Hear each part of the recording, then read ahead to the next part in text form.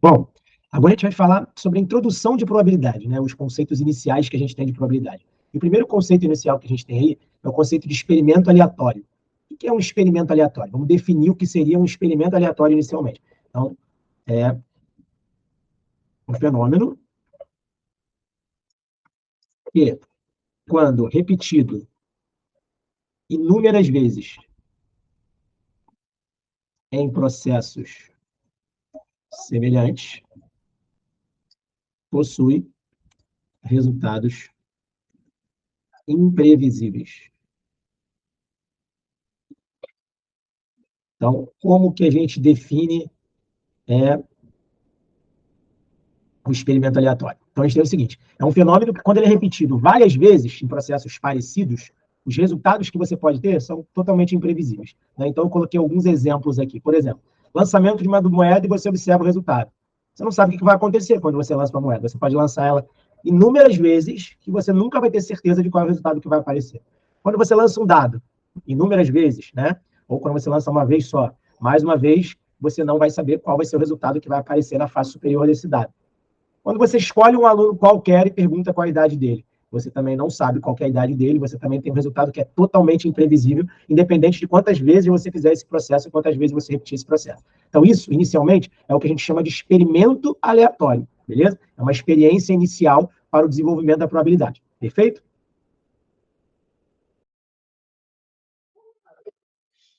Bom, agora a gente vai falar de espaço amostral. O que seria o nosso espaço amostral? Vamos definir o que é o espaço amostral. É o conjunto de todos os resultados possíveis de um determinado experimento aleatório. Então, o que seria o espaço amostral? Ele é um conjunto de todos os resultados possíveis de um determinado experimento aleatório. Então, quando você pega todos os resultados que você pode ter de um experimento aleatório, a gente tem o que a gente chama de espaço amostral, né? Então, por exemplo, lançamento de um dado uma única vez. O que seria o nosso espaço amostral, que eu vou definir como EA? Ele vai ser um conjunto em que você vai aparecer, dentro desse conjunto, tem todos os possíveis resultados no lançamento de um dado. 1, 2, 3, 4, 5, 6. Está falando aí, obviamente, de um dado de 6 faces. Beleza? Agora, quando eu coloco assim, número de elementos do espaço amostral, aí eu tenho 6 elementos. Mas o conjunto, os elementos desse conjunto, são todos os resultados possíveis do experimento aleatório. Já o número de elementos do espaço amostral são 6. Quando você fala o lançamento de um dado uma única vez, o espaço amostral vai ser o conjunto definido por cara e coroa. São os dois possíveis resultados desse experimento aleatório. Agora, o número de elementos do teu espaço amostral são 2. Beleza? Lançamento de um dado 2 vezes. Então, aí agora começa a ficar um pouco mais complexo, por quê? Você tem o primeiro lançamento e o segundo lançamento, ou se você quiser pensar no lançamento dos dois ao mesmo tempo, que é o mesmo resultado. Então, o que acontece aí, né? Se a gente for pensar no teu espaço amostral, o espaço amostral ele é um conjunto formado por pares. Então, pode aparecer, por exemplo, 1 e 1, 1 e 2, 1 e 3, até, vamos botar pontinho, pontinho, 1 e 6. E depois, 2 e 1, 2 e 2, pontinho, pontinho, até o finalzão que vai aparecer o 6, 6. Beleza? Então, o que acontece aqui, gente? O nosso espaço amostral, ele é formado por pares. O número que aparece no primeiro dado e o número que aparece no segundo dado. Independente se você jogou eles separados ou se você jogou os dois ao mesmo tempo. Beleza? Então, por exemplo, o que significa o par 1, 1? Significa que apareceu 1 no primeiro dado e 1 no segundo dado. 1 e 3, 1 no primeiro dado e 3 no segundo dado. E assim sucessivamente até aparecer o 6 e 6. Na verdade, na hora de você fazer o teu número de elementos do teu espaço amostral, observa que eu poderia listar esses pares aqui várias vezes. Mas na hora de colocar o número de elementos do teu espaço amostral, eu posso pensar o seguinte: quantas possibilidades eu tenho para o meu primeiro dado, para o meu primeiro lançamento, beleza? E quantas possibilidades eu tenho para o lançamento do segundo dado. Então, eu tenho 6 possibilidades para o primeiro e 6 possibilidades para o segundo. Então, na hora de você montar todos esses pares ordenados aqui, você vai ter, com certeza, 36 pares ou 36 elementos dentro desse conjunto aqui, beleza? Então, o número de elementos quando você lança um dado 2 vezes, 36. Lançamento de uma moeda 10 vezes. Aí observa que você vai ter várias formações diferentes para o teu espaço amostral. Né? Então, pode ser cara, pode ser tudo cara e uma coroa. Então, tem várias possibilidades diferentes. Então, na hora de montar o teu espaço amostral, não é importante saber quem é o espaço amostral. Para a gente vai ser importante saber quantos elementos tem o teu espaço amostral. E eu vou usar o mesmo raciocínio. Quantas possibilidades eu tenho para o meu primeiro lançamento? 2. Pode ser cara ou coroa. E para o meu segundo lançamento? 2. No terceiro, até 2. Então, eu vou multiplicar o 2 por ele mesmo 10 vezes. Então, o meu número de elementos, quando você tem um lançamento de uma moeda 10 vezes, seria 2 elevado a 10. Beleza? Então, o 2 elevado a 10, ele, na verdade, vai ser igual a 1024 possibilidades diferentes. O que seria esse 2, 2, 2? Mais uma vez, número de possibilidades quando você lança a primeira vez, número de possibilidades quando você lança a segunda vez, e assim sucessivamente. Para a gente, mais uma vez, o que é importante é saber o número de elementos do espaço amostral, e não saber exatamente quem é o seu espaço amostral. Tá? Sortear 2 alunos de um grupo com 10 alunos. Então, na verdade, eu tenho 10 alunos, e eu vou tirar 2 deles. Todos os grupos de 2, então, eu tenho um grupo aqui, ó, formado por vários alunos. O que seriam esses alunos aqui? Seria o A1, seria o A2, até, pontinho, pontinho, até o teu A10. Beleza? Tenho 10 alunos. E a gente vai montar subconjuntos, grupos menores, né? O que seria, quando eu sorteio 2 alunos, o que seria o meu espaço amostral? Meu espaço amostral são todos os conjuntos que eu vou pegar com 2 alunos que não são ordenados. Porque, por exemplo, eu escolhi agora aluno 1 e aluno 2, vou botar assim, tá? A1 e A2. Esse conjunto aqui é o mesmo conjunto, por exemplo, de escolher A2 e A1. Beleza? Esse é um grupo de 2. Eu poderia ter o A1 com o A7. Eu poderia ter vários grupos de 2 aqui. Beleza? Até chegar, por exemplo, no A9 com o A10. Estou dando um último, sei lá, mais um parzinho aqui também. Beleza? Então, são vários grupos com 2 alunos que eu consigo formar dentro do meu espaço amostral. Mas para eu calcular o número de possibilidades, número de elementos do teu espaço amostral, obviamente que a gente não vai fazer isso na mão, até porque vai demorar muito tempo e a gente pode até, inclusive, esquecer de contar alguém. Na hora de escolher um grupo de 2, por exemplo, escolher esse grupo de 2 aqui. Esse grupo ele é um grupo ordenado ou não ordenado? Basta você perceber o seguinte, se eu escolher, por exemplo, o João e o Pedro, é a mesma coisa que eu escolher o Pedro e o João. É o mesmo grupo de 2 porque não tem nenhum tipo de ordenação nesse enunciado aqui. Agora, você tem que pensar o seguinte, né? Nesse problema aqui, quando você fala que você quer montar grupos de 2, como você não tem importância nenhuma de ordem, né? Aluno 1, aluno 2 e aluno 1 é o mesmo grupo, na verdade, né? Diferente no caso dos dados, quando você tem um dado e outro dado. Aqui a gente está montando um grupo, né? Então, por exemplo, o João e o Pedro é o mesmo grupo que o Pedro e o João. Então, na verdade, a escolha desses 2 alunos dos 10 é uma escolha de alunos não ordenada. A ordem entre eles não importa. Então, na hora de fazer o número de elementos, ao invés de ficar fazendo um na mão, você vai fazer apenas a combinação dos 10 alunos, 2 a 2. Combinação porque você não tem a importância de ordem, não é isso? Então, isso aqui vai ser 10 fatorial, dividido por 2 fatorial, e do lado vai aparecer um 8 fatorial. Beleza?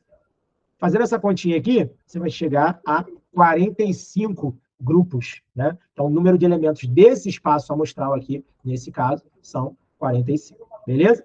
Então, isso aí seria alguns exemplos, né, de espaços amostrais dentro do conjunto, e, na verdade, o que é mais importante para a gente, que é o número de elementos desse conjunto. Lembrando que o espaço amostral nada mais é do que para a gente o que vocês chamam na probabilidade de casos possíveis. Né? Então, quando a gente coloca ali, ó, na definição você já percebe isso, é conjunto formado por todos os possíveis resultados de um experimento aleatório. Então, aqueles casos possíveis que você aprende na probabilidade é exatamente o que a gente chama de espaço amostral. Beleza? É isso, gente. Bom, agora a gente vai falar do evento, né? O que seria um evento? Então, a gente vai definir agora o que é evento para a gente em análise de probabilidade, né? Então, é o conjunto formado por todos os subconjuntos de um espaço amostral. Beleza? Então, o que acontece, gente? Você vai formar agora um conjunto com todos os possíveis subconjuntos de um determinado espaço amostral.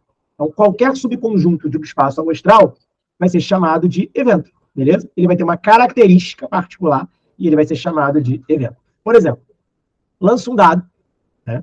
Quando você lança um dado, você pode ter números de Os resultados possíveis são de 1 a 6. E a face superior ser um número par. Então, o que seria o teu evento, gente? O nosso evento agora, beleza? O que vai acontecer no nosso evento aqui? O nosso evento, ele é o conjuntinho formado apenas pelos números pares, 2, 4 e 6, que podem aparecer no lançamento de um dado, beleza? Então, número de elementos do teu evento, 3, beleza? Observa que esse 2, 4, 6, ele é um subconjunto do 1, 2, 3, 4, 5, 6, beleza? Lançamento de uma moeda 2 vezes, quando você lança uma moeda, desculpa, uma moeda não, vamos trocar, lançamento de um dado. Não vou botar uma moeda não. Vou botar aqui, lançamento de um dado 2 vezes, e a soma dos elementos dos números apresentados ser maior do que 10. Aí agora você tem que pensar o seguinte, quando você lança um dado 2 vezes, você tem pares, que são formados pelo número que apareceu no primeiro dado e o número que apareceu no segundo. E essa soma tem que ser maior do que 10. Pensa comigo, gente. O nosso evento agora são os pares que você vai encontrar, que são formados apenas por números que têm soma maior do que 10. Então, por exemplo, 1 e 1 não pode, porque a soma não dá maior do que 10. 1 e 6 também não pode, né? Então, para a soma ser igual a 10, teria que ser 5 e 5, né? São números altos que deveriam aparecer no dado para a soma dar 10. Então, para a soma dar maior do que 10, a soma só pode dar ou 11 ou 12, né? Que é o máximo que pode aparecer. Para a soma dar 11, tem que ser 5 no primeiro dado, 6 no segundo dado. Ou 6 no primeiro dado e 5 no segundo dado, que aí a soma dá 11, que é maior do que 10. Ou um outro caso, que é o 6, 6. Beleza? Então, esses aqui são os 3 únicos pares que você consegue pegar, né, de um conjunto, de um subconjunto, né, que você vai aí do 1, 1, 1, 2, 1, 3 até 1, 6, depois até o 6, 6, que são 36 pares, né, e você só tem 3 deles em que a soma dá maior do que 10. Então, o número de elementos desse evento é igual a 3 apenas, beleza? Retirada de uma carta do baralho e ela ser de copas. Eu sei que muitos alunos têm problemas com baralho, né? Porque não entendem muito bem como seria o baralho, então seria até interessante dar uma pesquisada, porque eles aparecem, né? Dado, moeda e baralho são coisas que aparecem com bastante frequência em análise combinatória e probabilidade. Então, o que acontece, né? O nosso evento não é, quando você fala de um baralho, você tem 52 cartas, né? 13 de paus, 13 de copas, 13 de ouros e 13 de espadas. Quando ele fala ela ser de copas, o que vai aparecer aqui? Só as cartas de copas. Então vai aparecer o as de copas. Vou até botar vermelhinho, né? Porque copas é vermelho no baralho. Então o nosso evento ele vai ser formado pelo as de copas, pelo 2 de copas, pelo 3 de copas, até pontinho, pontinho, pelo 10 de copas. Depois, o valete de copas, a dama de copas, o rei de copas. Beleza? Então você vai. O que vai aparecer no teu evento aqui? O nosso evento são todos os elementos que são de copas do baralho. Então vai aparecer o as, né?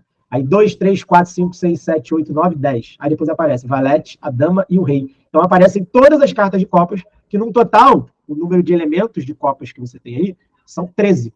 Até porque você tem 13 cartas de cada naipe, num total de 4 naipes, 13 vezes 4, 52 cartas seria o teu espaço amostral.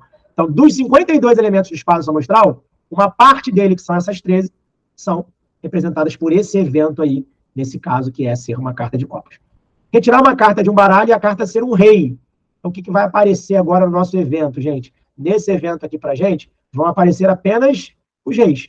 Então, quem é o conjunto formado por esse evento aí? Vai ser o rei de paus, o rei de espadas, o rei de copas e o rei de ouros. Beleza? Então, vão aparecer todos os reis dentro de um baralho. Observa que você tem, de novo, um baralho com 52 cartas, que é um conjunto grande, e uma parte desse conjunto, que é um subconjunto dele, é formado apenas pelos reis, que são 4. Rei de paus, rei de espada, rei de copas e rei de ouros. Mais uma vez, agora, o número de elementos desse evento são apenas 4. Beleza? Esse evento, na verdade, é o que você chama em probabilidade, né? A gente chama, muitas das vezes, com outro nome, né? A gente chama isso aqui, coloca uma aspasinhas, de casos favoráveis, né? Então, esse evento, na verdade, ele nada mais é do que o conjunto formado por todos os casos favoráveis aquele evento acontecer. Beleza? É isso, gente. Bom, agora a gente vai falar sobre os problemas elementares, né? E para isso, a gente poder começar a falar sobre os problemas elementares em probabilidade, a gente vai definir o que seria a probabilidade, né? Então, a probabilidade é uma razão. É a razão entre o número de elementos do evento E pelo espaço amostral desse evento. Beleza?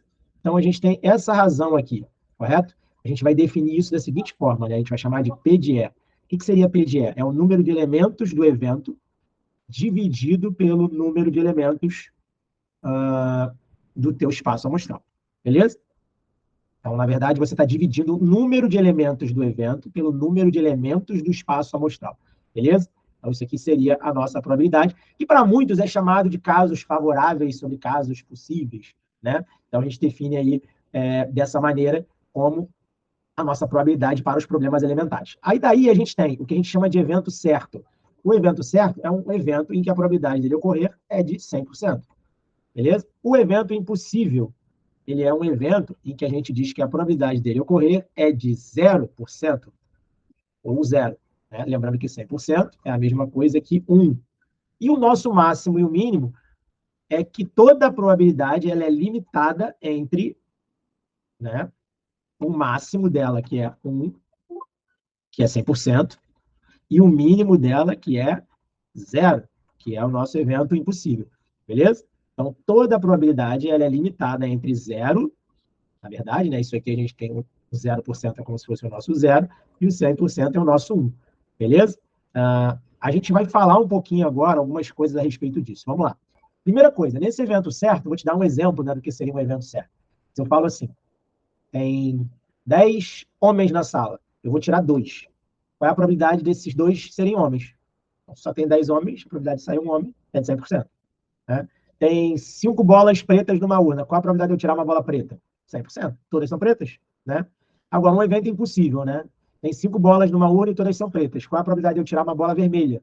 É zero. Não tem nenhuma bola vermelha lá. Beleza? Ah, mas isso é muito óbvio, né? Cuidado, que já teve um exemplo uma vez, não esse exemplo que eu coloquei aí no quadro agora, não. Mas já teve um exemplo uma vez no vestibular da UERJ, em que tinha um evento impossível, que a probabilidade era zero. Então, não é tão absurdo ser cobrado isso numa prova. Beleza? E o máximo e o mínimo é a probabilidade que ela é no máximo de 100% e no mínimo que ela é de 0%, que no caso é zero. Então, todo resultado de probabilidade está entre 0 e 1. Então, por exemplo, às vezes você vai encontrar, sei lá, por um acaso, você fez uma conta doida e encontrou a probabilidade igual a 2. Está errado. Você fez alguma coisa errada. A probabilidade tem que dar no máximo 1. Né? A probabilidade deu menos 3. Também não tem como. Ela fica sempre limitada entre 0 e 1. Qualquer probabilidade que você vai fazer, ela é limitada entre o 0 e 1. Beleza? Aqui você podia consertar, que está me incomodando, eu não ia colocar não, mas está me incomodando. É a razão entre o número de elementos do evento é pelo número de elementos do espaço amostral. Beleza? Então, pelo número de elementos do espaço amostral desse evento. Perfeito? Vamos lá, gente. Nosso primeiro exemplo aqui de um problema elementar, ele fala o seguinte: os dias da semana são colocados num cartão e o menino deve retirar um desses cartões, com a probabilidade de ser sábado ou domingo. Então, a gente tem o seguinte, gente, quem é o nosso espaço amostral, né? Nosso espaço amostral seria o conjunto formado por segunda, terça, quarta, quinta, sexta, sábado e domingo, beleza? Todos os dias da semana, todos os 7 dias da semana aqui. Ou seja, o número de elementos desse espaço amostral é igual a 7. Aí agora a gente vai para os nossos casos favoráveis, que é o nosso evento, na verdade, né? O evento seria exatamente sair sábado ou domingo. Então, o nosso evento é sábado e domingo. Número de elementos desse evento. Número de elementos desse evento, 2. Quem seria, então, a nossa probabilidade, gente? A nossa probabilidade desse evento ocorrer vai ser exatamente o 2 dividido pelo 7. Beleza? Se você quiser dividir para ver quanto vai sair, né, em porcentagem, você pode, vai dar aproximadamente alguma coisa, mas você pode deixar assim também. Beleza? Então, por isso que a gente chama que são problemas elementares. São problemas que você consegue resolver facilmente, só definindo quem é o espaço amostral e quem são os seus casos possíveis. Você não precisa de nenhuma técnica especializada para resolver problemas elementares. Beleza? É isso, gente. Bom, resolvendo mais um problema elementar aí de probabilidade, ele fala o seguinte: na tabela temos eleitores que avaliam o governo de determinado candidato. Então, você tem aí eleitores que falavam que o de governo foi ótimo, regular, péssimo, não opinaram. Escolhendo o eleitor da pesquisa ao acaso, qual a probabilidade de ele achar o governo péssimo? Então, muito clássico esse tipo de problema, né, em probabilidade. Então, a gente vai pegar o seguinte, né, o que seria o nosso espaço amostral? Nosso espaço amostral seria, na verdade, o número de elementos do espaço amostral seria todos os candidatos, beleza? Então, você vai pegar o total de candidatos, né?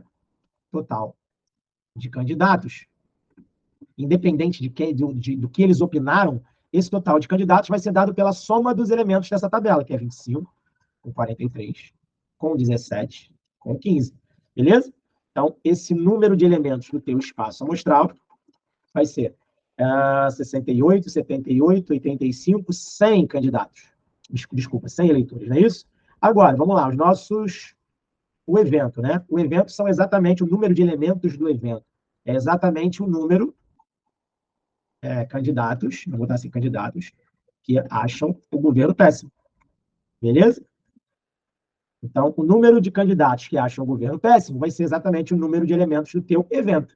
Beleza? Então, o número de elementos do teu evento é igual a 17, pela tabela, não é isso? Então, a gente tem que a nossa probabilidade desse evento ocorrer aí nessa questão seria exatamente 17, que é o número de elementos do evento, dividido por 100. Nesse caso, já fica bonitinho para vocês, né? A resposta pode aparecer 17 sobre 100, a resposta pode aparecer 17%, a resposta pode aparecer 0,17, é isso? Então, a resposta pode aparecer de várias maneiras, perfeito? Então, a resposta aí, 17% para esse problema elementar 2. Agora, um probleminha do Enem que ele fala o seguinte: em uma central de atendimento, 100 pessoas recebem senhas numeradas de 1 a 100. Escolhendo uma das senhas, a probabilidade do número sorteado está entre 1 e 30. Então, vamos lá, gente. O que seria o nosso espaço amostral? Nosso espaço amostral são todas as senhas numeradas, né, seus casos possíveis, as senhas numeradas de 1 a 100. Beleza? Então, você tem aí 100 números possíveis que são dados às pessoas desse atendimento. Número de elementos do teu espaço amostral, então, gente. Número de elementos, 100. Beleza? Agora, vamos lá. Quem é o nosso evento? O evento seria exatamente o número sorteado, está entre 1 e 30. Então, o evento é o conjunto formado pelos números de 1 até 30. Beleza? Número de elementos desse evento, 30. Beleza? De 1 a 30 tem 30 números. Então, tem 30 casos favoráveis a esse evento acontecer. Então, a nossa probabilidade desse evento ocorrer vai ser exatamente, de novo, bem simples, né? 30 em 100, beleza? 30 em 100, a gente pode colocar como 30%, a gente pode colocar como 0,30 ou 0,3 e assim sucessivamente. Resposta, então, né? 30%. Perfeito? Mais um exemplo, aí você fala, nossa, parece simples assim? Sim, os problemas elementares de probabilidade são e devem ser simples. Perfeito? Tá? De novo do Enem, que ele me dá uma tabela agora de probabilidade. A seguir tem uma análise de uma determinada espécie de planta e ele fala o seguinte, número de frutos 0, 1, 2, 3, 4, 5 ou mais e a probabilidade. Observa que se você somar essas probabilidades daqui, ó, 0,65 com 0,15 dá 80, com 0,13 dá 93, 96, 99, 100. Você tem exatamente 100%, né, de chances aqui dentro dessa determinada espécie de planta dar ou 0, ou 1, ou 2, ou 3, ou 4, ou 5 ou mais frutos. Escolhendo uma planta ao acaso, com a probabilidade dela que existam pelo menos 2 frutos. Então, quando ele fala esse pelo menos 2, ele está querendo dizer o quê, gente? No mínimo 2. No mínimo 2 pode ser 2, ou 3, ou 4, ou 5, ou mais. Tudo isso aqui serve, beleza? Então, na verdade, o nosso espaço amostral, vou botar assim, o nosso espaço amostral, ele é um espaço da soma dessas probabilidades aí, que no caso seria de 100%. Beleza?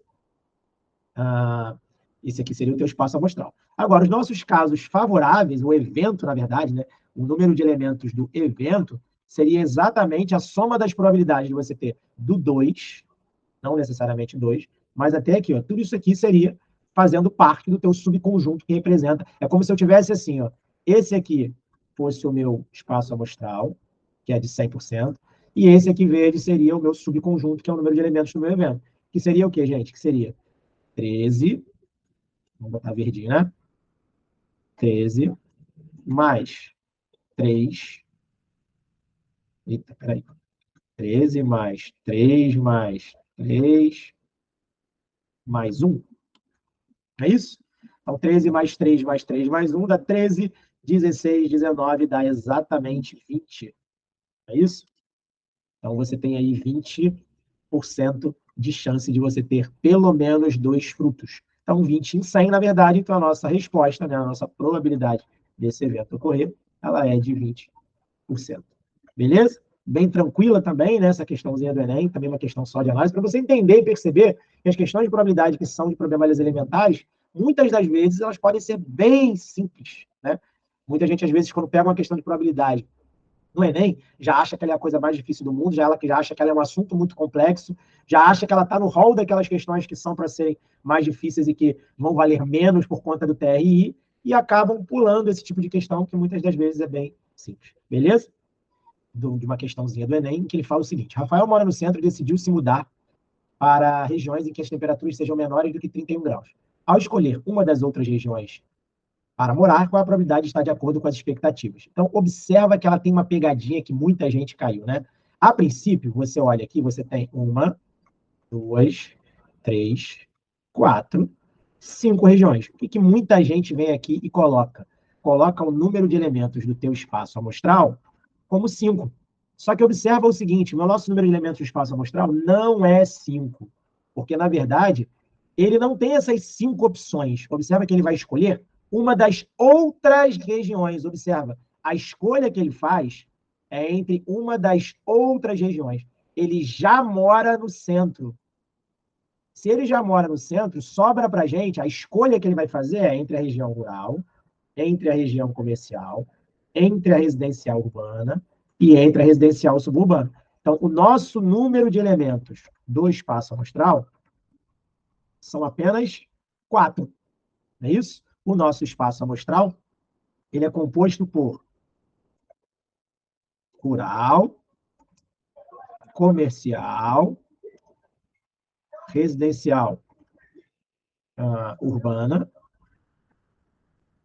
e residencial suburbana. Esses são os 4 elementos que compõem o seu espaço amostral apenas. Beleza? Ele não pode se mudar para o próprio centro, na verdade. Ele vai escolher uma das outras regiões. Então, aí agora você vai procurar delas os nossos casos favoráveis, né? Seria o número de elementos do teu evento. O evento seria exatamente você ter temperaturas que são menores do que 31 graus. Beleza? Então, a gente vai colocar uma linha tênue aqui no 31. Observa que aqui a linha do 31, ela está aqui. Beleza? Observa que no comercial você está passando de 31 graus. Ele quer temperaturas menores do que 31, beleza? E não maiores, né? Ou iguais. Ele quer temperaturas menores. Então, só quem tem temperaturas menores do que 31 graus, desses 4 rosinhas são essa e essa. Todas essas têm temperaturas menores. Então, a gente tem aí o número de elementos do teu evento igual a 3. E a nossa probabilidade, nesse caso, ela fica sendo de 3 sobre 4, ou 0,75, ou, se você preferir, 75%.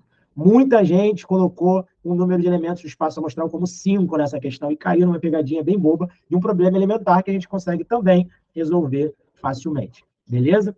É isso, gente. Bom, agora a gente entra na multiplicação de probabilidades ou probabilidade da interseção, que eu arrisco a dizer que é a parte mais importante das probabilidades, né? E onde você tem a maior incidência em número de questões dentro de problemas que envolvem a multiplicação de probabilidades. Então, o que acontece? Imagina que você tenha, vamos colocar o seguinte, tá? Sejam A e B eventos independentes, beleza? O que são eventos independentes, tá? Eventos independentes que é a probabilidade de um ocorrer independe da probabilidade do outro ocorrer, beleza? Então, isso são eventos independentes. As probabilidades são completamente independentes uma da outra. Tá? A probabilidade de ocorrência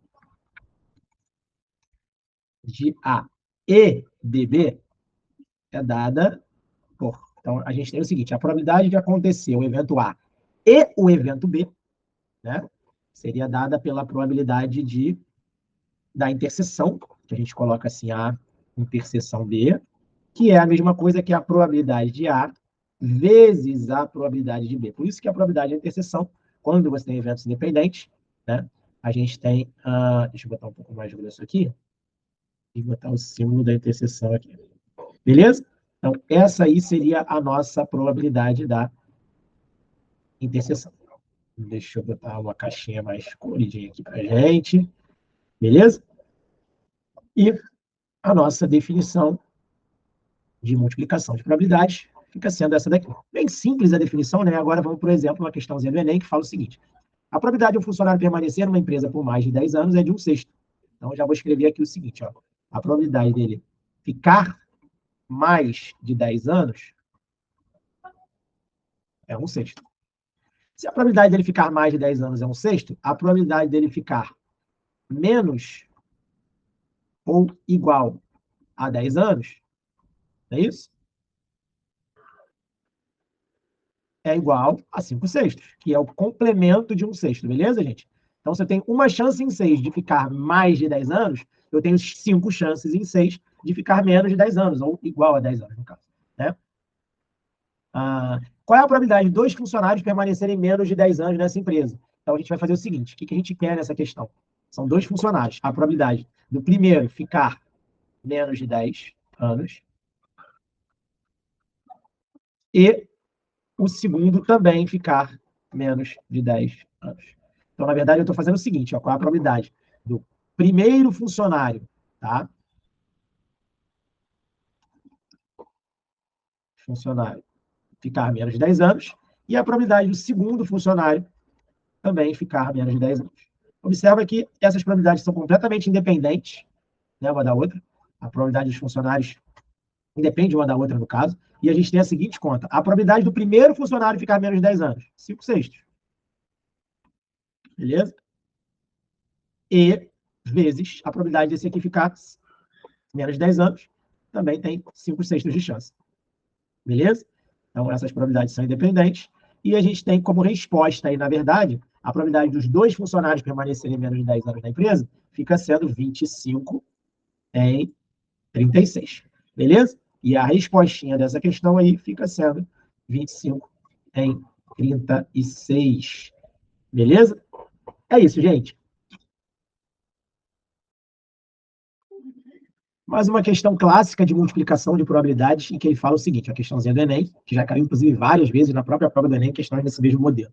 Ele fala que, ao fazer uma ultrassonografia, uma mulher descobre que vai ter 4 filhos, 2 meninas e 2 meninos.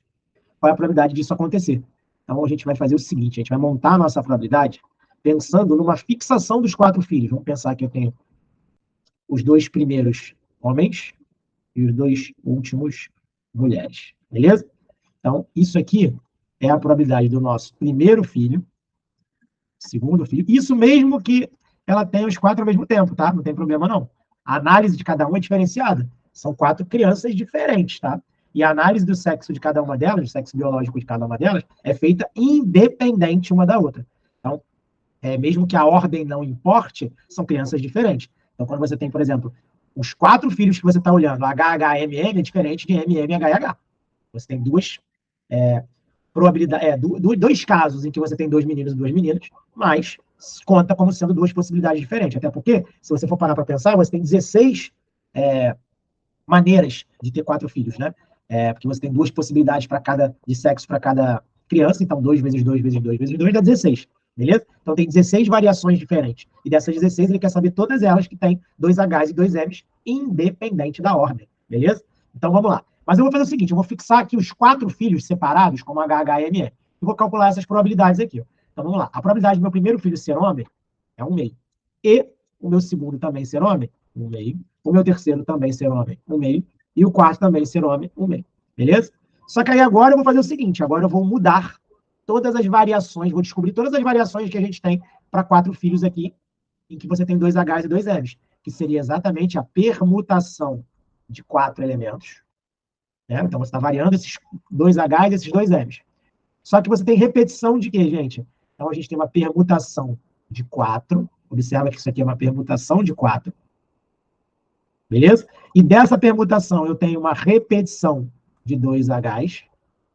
Então, vou colocar aqui, ó, 2 Hs repetidos. E 2 M's repetidos. Beleza? Então, tem uma permutação de 4 com repetição de 2 e 2. Então, na verdade, a conta que você vai fazer vai ser meio, meio, meio, meio, que é o mais tradicional. Muita gente, inclusive, acha que é só isso, que vai dar 1 sobre 16. Beleza? E vai multiplicar por essa permutação aqui. Como é que a gente calcula essa permutação aqui? Vamos lá. Essa permutação de 4 com repetição de 2 e 2. Isso aqui é a mesma coisa que 4 fatorial, dividido por 2 fatorial e 2 fatorial. Beleza? Você pode simplificar ou pode fazer direto 24 dividido por 4, que dá 6, não é isso? Então, essa divisão aí, essa permutação dá 6. Então, vai ficar com 1 sobre 16 multiplicado por 6. Isso aqui vai dar quanto, gente? Isso aqui vai dar 6 em 16, não é isso? 6 em 16, que é a mesma coisa que 3 oitavos. 3 oitavos, gente. 3 oitavos seria a resposta dessa questão. Ou, se você quiser colocar em divisão percentual, isso aqui dá 0,375, beleza? Que é a mesma coisa que 37,5%. Então, o gabarito dessa questão aqui, a respostinha dela, 3 oitavos ou 37,5%. Beleza? Vamos para mais uma questão de multiplicação de probabilidade, mais um exemplo, né, para a gente poder trabalhar na nossa formação de conhecimento para poder partir para as listas de exercícios, em que diz o seguinte: torneio com 2 equipes, você tem 4 equipes do Rio de Janeiro. Então, vamos lá, você tem 12 times, vou botar aqui, 12 equipes ao todo. Dessas 12, você tem 8 de fora e 4 cariocas, beleza? Aí ele fala o seguinte: ao sortear 2 equipes ao acaso, qual a probabilidade das duas serem do Rio? Então, vou fazer 2 soluções aqui, tá, gente? Uma primeira solução, para vocês entenderem como é que a gente pode fazer, seria o seguinte: a primeira equipe do Rio e, vou botar assim, a primeira do Rio e a segunda sorteada do Rio também. Beleza? Então, vamos lá. Quando eu sorteio a primeira do Rio, qual é a probabilidade da primeira ser do Rio, gente? Você tem 4, num total de 12. Beleza? E vezes. Aí agora, qual a probabilidade da segunda ser do Rio? Uma já foi retirada, então já não tem mais 12 ao todo. Passam a ter 11, porque uma já foi. E também não tem mais 4 do Rio, porque uma já foi sorteada no primeiro. Então você tem 3 sorteadas, 3 opções para sortear ainda do Rio, num total de 11. Beleza? Então, na verdade, a gente tem aí 12 em cima, dividido por 12 vezes 11. Simplificando 12, você tem uma resposta aí que vai dar 1 em 11. Beleza? Então, a gente tem aqui 1 em 11 seria a resposta dessa questão aí, se eu fizesse dessa maneira. Vou fazer agora uma segunda solução, tá? Para quem preferir, uma segunda solução. Segunda solução, a gente vai fazer o seguinte: quem é o nosso número de elementos do espaço amostral? Né? Lembrando que eu tenho 12 equipes e eu vou sortear 4. Então, combinação de 12, 4 a 4. Por quê, gente? Porque seria, você vai escolher 4, então você escolher, por exemplo, Vasco, Flamengo, São Paulo e Corinthians. Corinthians, São Paulo, Vasco, Flamengo é o mesmo grupo. A ordem entre eles não importa. Então, isso aqui vai dar 12 fatorial, dividido por 4 fatorial, e a diferença aqui é 8 fatorial, beleza? E eu vou deixar assim, para ver se de repente eu consigo cortar mais gente. Tá? Esse é o número de elementos do meu espaço amostral, que seria simplesmente você sortear. Desculpa. 4 de 12, não, sortear 2 de 12, não é isso? Sortear 2 equipes das duas. Então, você vai fazer combinação de 12, 2 a 2. Tá? Você vai estar sorteando só 2. Sortear Flamengo e São Paulo e Flamengo é o mesmo grupo. Então, 12 fatorial, 2 fatorial e 10 fatorial. Beleza? Isso aqui vai dar 12 vezes 11 dividido por 2. 12 vezes 11 dividido por 2 dá 66. 12 vezes 11 sobre 2 dá. É isso mesmo. Beleza? Então, tem o meu número de elementos do espaço amostral, 66 grupos de 2 aí que você consegue fazer com essas 12 equipes. Agora, você tem 4 do Rio, né, na hora de escolher os teus, agora, nossos número de elementos do teu evento, né? Observa que você tem 4 do Rio. Todos os grupos de 2 que são do Rio são eventos favoráveis a você. Então, é como se você tivesse aqui, vamos lá, Flamengo, Vasco, Fluminense e Botafogo, nesse grupo com 4 aqui. E você vai escolher todos os grupos desses 4, os grupos de 2. Beleza? Que são não ordenados também. Você vai ter todos os grupos de 2 dentro desses 4, que vai ser o teu número de elementos do evento, que vai ser uma combinação, então, de 4, 2 a 2. Beleza? Essa combinação de 4 e 2 a 2 dá 4 fatorial, 2 fatorial e 2 fatorial do lado. Beleza? Fazendo essa continha, 4 fatorial dá 24. 24 dividido por 4 dá 6. E quem seria a nossa probabilidade nesse caso? A probabilidade do evento acontecer seria o número de elementos do evento, que é 6, dividido pelos seus casos possíveis, que são 66. Simplificando 6 e 66, você vai ter o mesmo 1 sobre 11. Beleza? Então, você escolhe a maneira como você preferir, como você achar mais interessante, a que você achar mais fácil. Lembrando que as duas são importantes, porque muitas das vezes a gente precisa entender alguns conceitos a partir de um raciocínio ou de outro, beleza? Então, é essa respostinha dessa questão que caiu no vestibular da UERJ, por exemplo. Beleza? É isso, gente. Bom, vamos para mais um exemplo de uma questão de multiplicação de probabilidade. Ele fala o seguinte: uma urna possui 5 bolas azuis e 4 vermelhas. Eu vou colocar aqui, gente, 5 bolinhas azuis e 4 vermelhas. Vou tentar fazer o seguinte: faz assim, ó.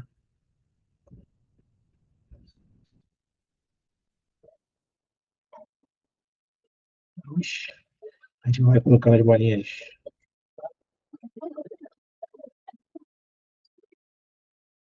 Então, acho que é isso, né?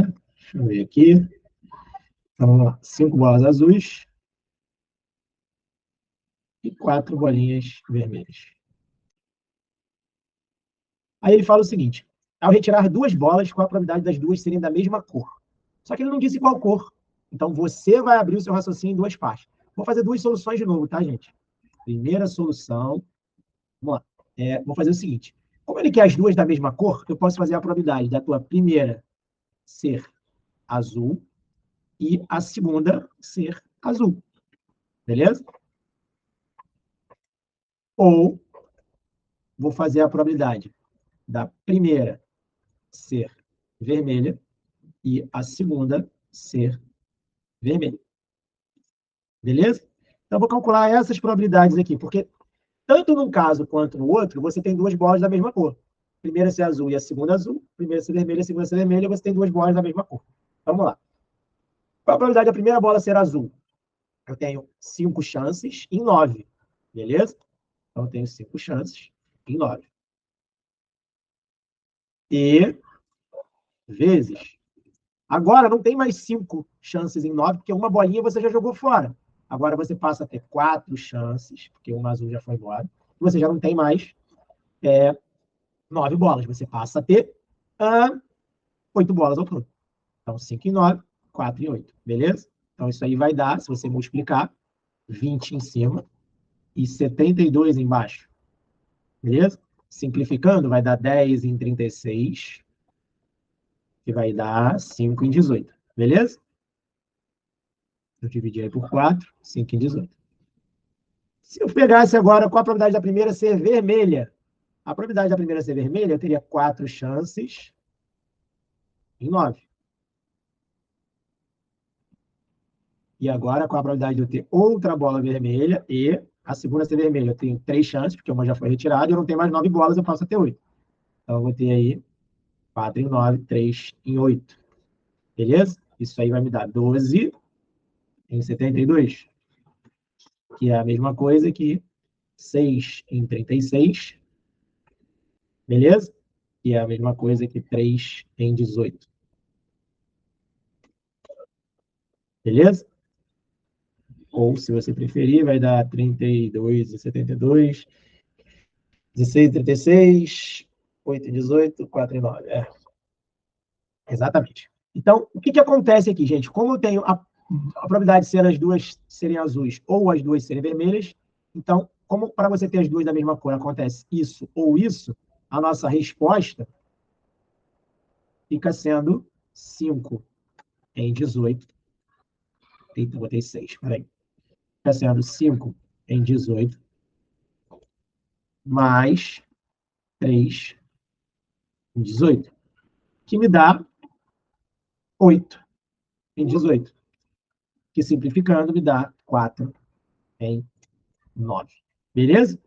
Então, essa seria a minha resposta se eu fizesse pela multiplicação pura e simples de probabilidade, beleza? Esse é um raciocínio que a gente fez aqui.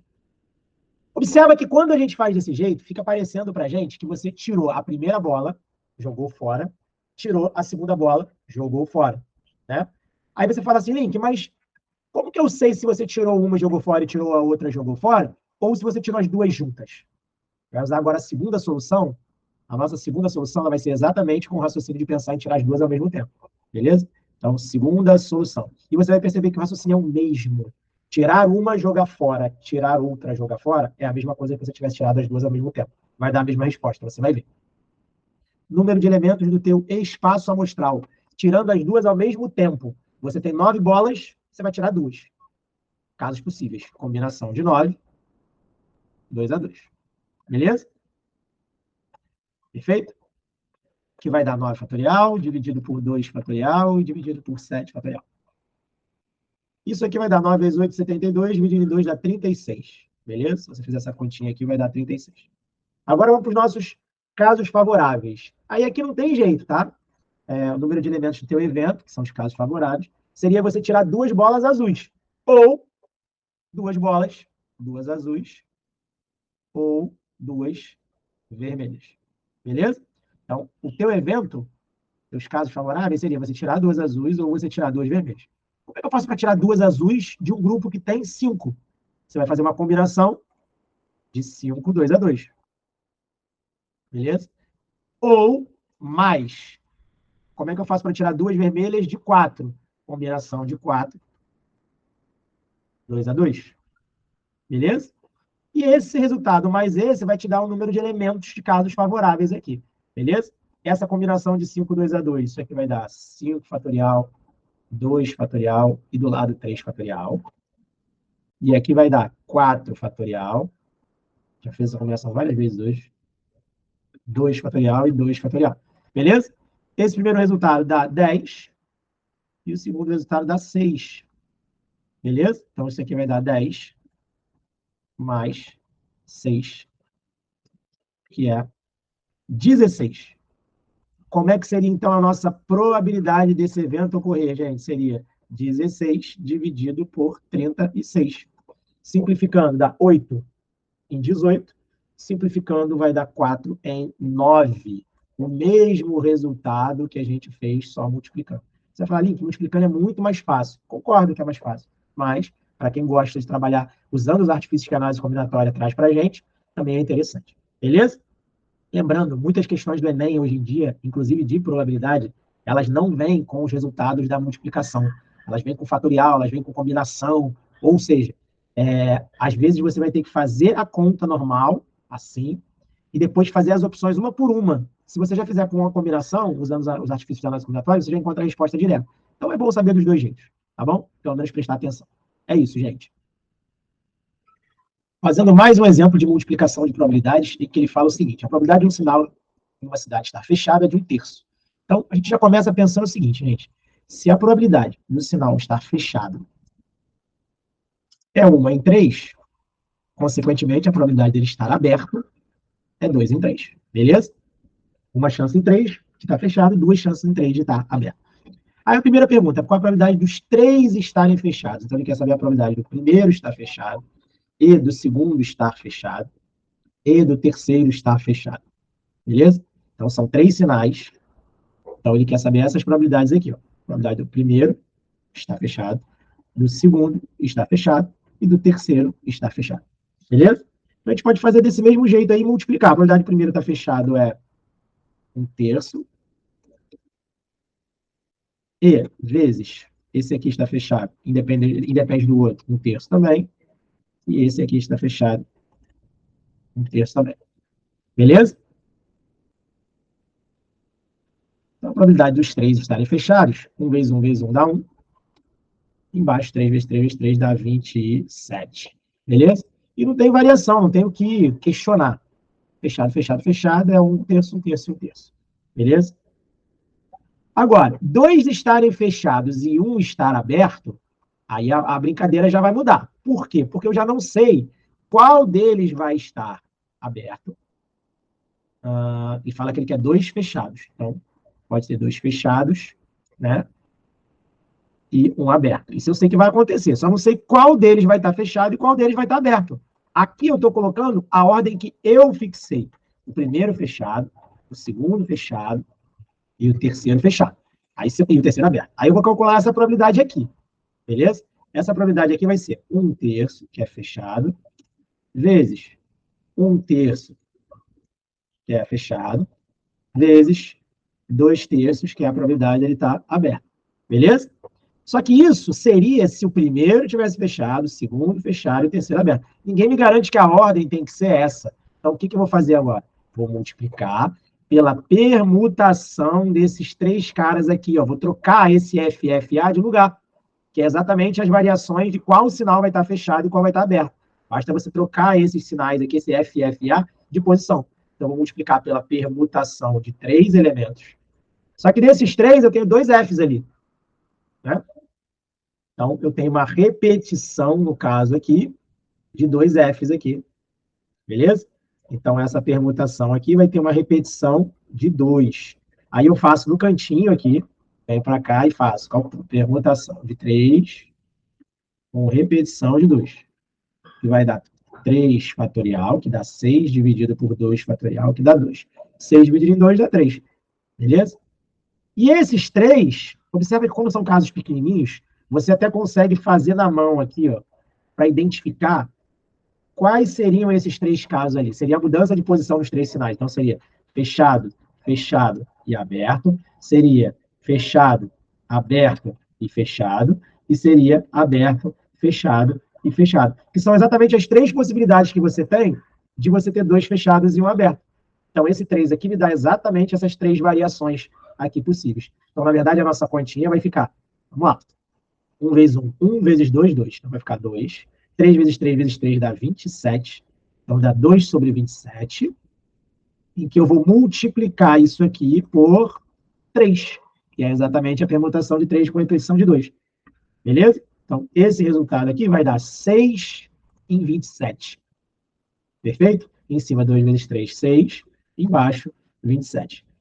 Dá para simplificar. Vou dividir por 3 em cima. Vai dar 2. Vou dividir por 3 embaixo, vai dar 9. Então, a minha resposta aí, nesse caso, 2 em 9. Beleza? Então, mais um exemplo aí para você poder juntar com a sua ideia de multiplicação de probabilidades dentro do vestibular, principalmente nas provas do Enem, mas serve para qualquer outro vestibular também, esse tipo de raciocínio. Beleza? É isso, gente.